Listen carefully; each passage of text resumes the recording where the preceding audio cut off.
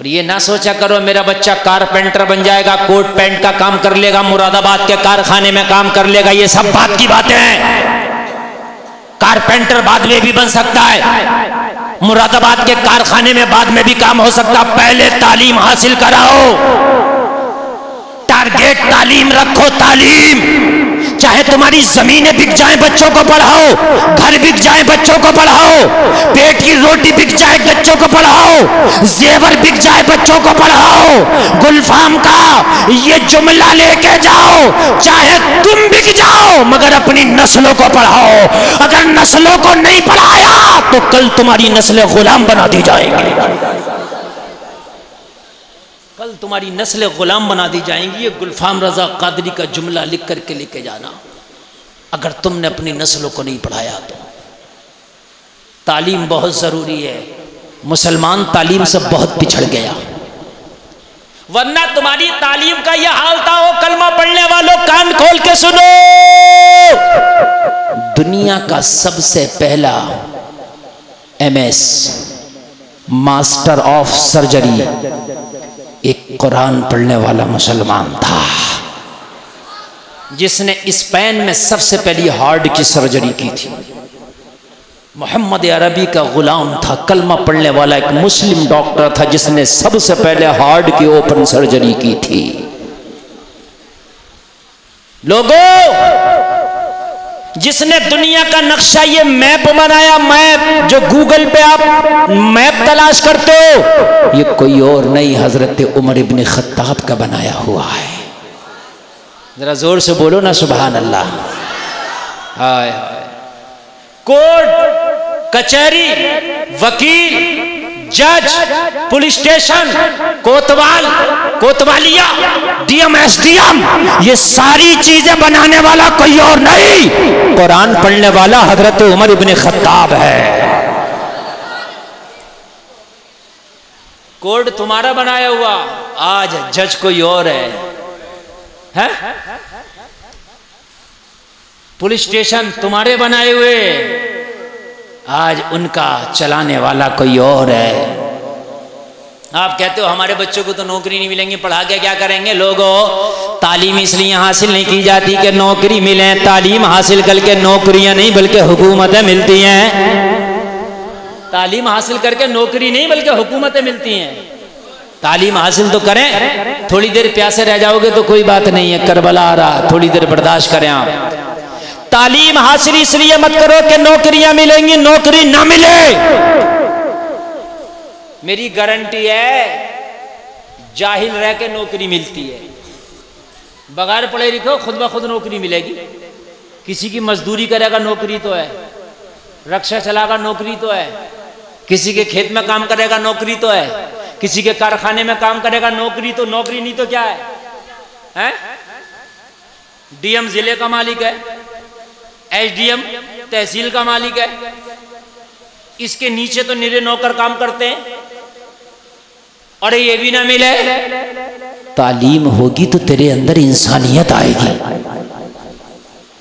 रही खाने पीने की बात, तो नौकरी से खाना नहीं मिलेगा, रिस्क अल्लाह ने जितना किस्मत में लिख दिया उतना मिल के रहेगा। जरा बोल दो सुभान अल्लाह। अल्लाह सलामत रखे। तालीम की तरफ तवज्जो दो। और सलारपुर में तो बहुत ही कम तालीम की तरफ तवज्जो है। हाँ, भट्टों की चिमलियां तो बना लोगे 300 फीट ऊंची,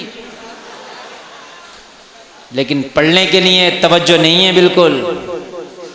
हाँ, झगड़े बहुत होंगे। जहां तालीम नहीं है वहां झगड़ा ही तो है, जहां तालीम नहीं है वहां फसाद है। तालीम में आगे बढ़ो।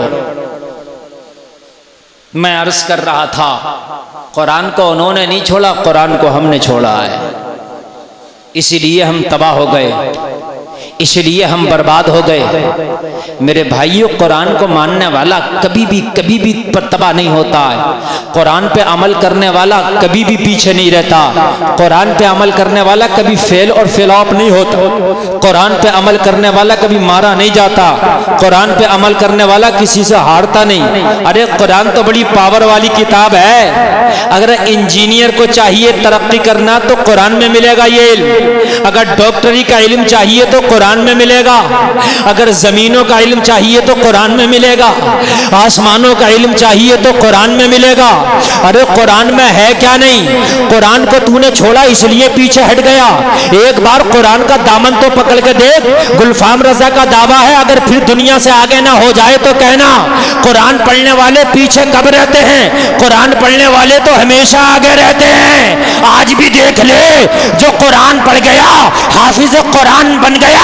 मस्जिद में भी देख, इमाम जो खड़ा है सबसे आगे खड़ा है।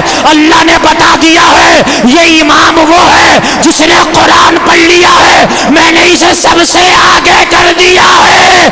कुरान पढ़ने वाला यहां भी आगे रहता है, वहां भी आगे रहता है।